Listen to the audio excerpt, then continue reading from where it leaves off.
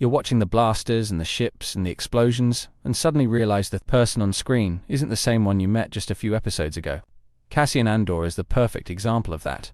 He starts out as the guy who would sell you a blaster, then turn you in for the bounty, and somehow, without a prophecy or a lightsaber or a single Jedi robe, he becomes the soul of the rebellion. It's wild, because when we first meet him in Rogue One, he's cold, calculating, willing to do whatever it takes to stay alive. He's not the type to give an inspirational speech, he's the type to make sure the other guy doesn't live long enough to finish his. And the show doubles down on that, giving us a Cassian who's charming 1 minute and completely ruthless the next. You can't tell if you're supposed to root for him or call security, but then Andor happens, and slowly, painfully, you start to see the cracks in that armor. The moments where his choices actually weigh on him, the hesitation before he pulls the trigger, the way his eyes shift when someone talks about fighting back instead of just surviving. It's subtle, but it's there, and it makes you lean in closer, because you know something is coming. What's crazy is how relatable it is. Not the shooting people in back alleys part, but the idea of being stuck in a system you hate and thinking you can't change it. Cassian's journey feels like watching that one friend who swears they're not political suddenly become the loudest voice in the room. The transformation is messy, awkward, and completely human, which makes it impossible to look away. And by the time we get to Scarif, the change is undeniable. This isn't the same man we met in that alley. This is someone willing to die so others might live. And because we've seen every step, every mistake, every loss, it hits harder than a dozen Jedi sacrifices combined. It's not a destiny fulfilled, it's a person rebuilt from the inside out. In this video, we're going to break down exactly how Cassian's transformation became the best character arc in all of Star Wars, why it works on a level most redemption stories never reach, and how both Andor and Rogue One crafted a hero without ever making him feel like a myth. We'll look at the moments that shaped him, the choices that defined him, and why his story changes the way we see rebellion forever. So buckle up, because this is one arc that doesn't just stick the landing, it makes you believe in the jump.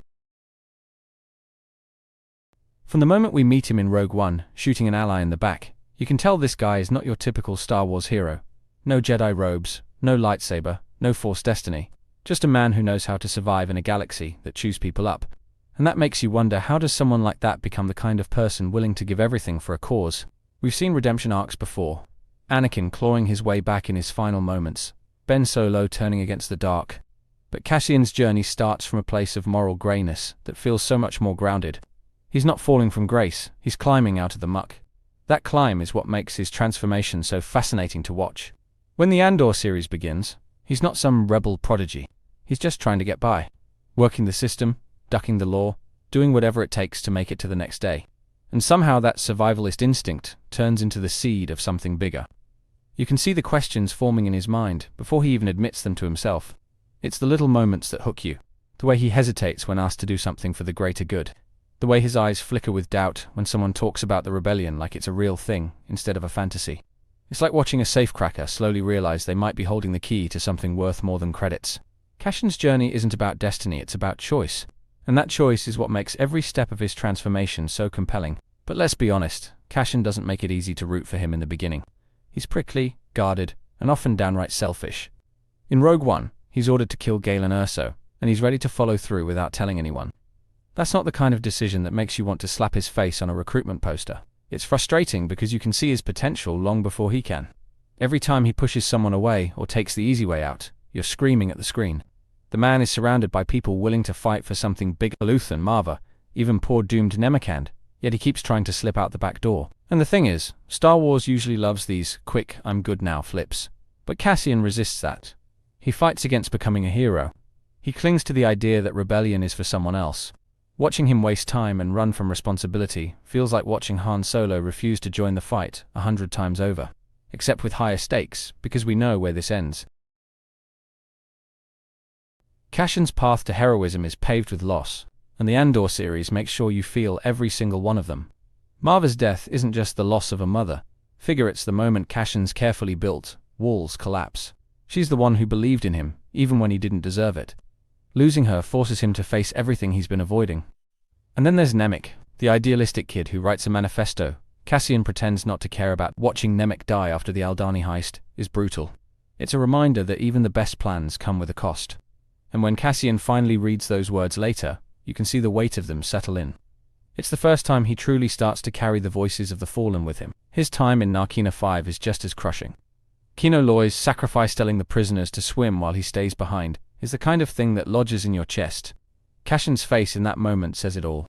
He's not just escaping a prison, he's inheriting the fight of everyone who can't make it out. And Ferrix is where it all comes together. The funeral, the riot, the explosion.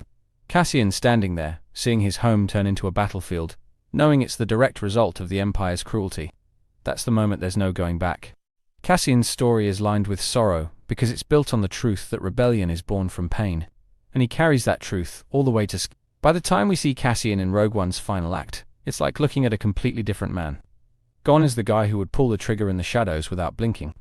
In his place is someone willing to lead a suicide mission on the off chance it might save the galaxy. That shift is breathtaking because you know exactly what it cost him to get there. There's awe in the way he commands the team on Scarif, deliberate, fully aware of the danger, but no longer running from it.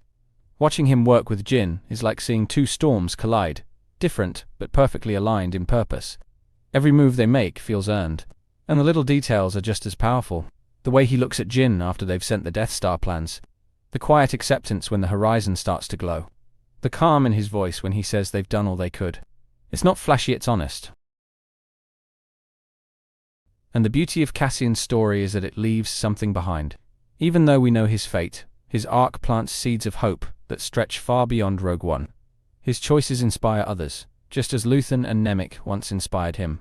That's the cycle of rebellion, one spark lighting another. We see it in the people of Ferrix rising up, in the surviving prisoners from Narkina 5, in every nameless rebel who risks their life because they believe they can make a difference. Cassian becomes proof that you don't need to be special to matter. You just need to choose. And maybe that's why his arc resonates so much. We can't all be Jedi, but we can decide to stand up. Cassian's story says your past doesn't disqualify you from making the right choice when it counts. That's a message as relevant in our world as it is in his galaxy. Even in his final moments, there's no fear, no regret, only the quiet satisfaction of knowing the rebellion has a chance. That's the kind of hope that lingers, the kind that can't be extinguished. Cassian Andor's journey reminds us that hope doesn't come from winning. It comes from fighting when winning seems impossible. And yet, the tragedy is baked into the very thing that makes Cassian's arc so powerful. We know from the start that he won't live to see the galaxy he's fighting for. His victory is real, but it's the kind you can't celebrate with a parade. It's the quiet, bittersweet kind that history forgets while still being shaped by it. Cassian doesn't get the reward. He doesn't get to watch the Death Star explode or see the Emperor fall. His story ends on a beach, side by side with someone who became a friend in the span of days. And that's it. The credits roll, and the war rages on. But in that ending, there's a kind of resolution. He became the man he was meant to be. Not a legend, not a chosen one. Just a person who did what needed to be done. And maybe that's the purest form of heroism Star Wars has ever shown. His transformation reshapes the way we see the rebellion.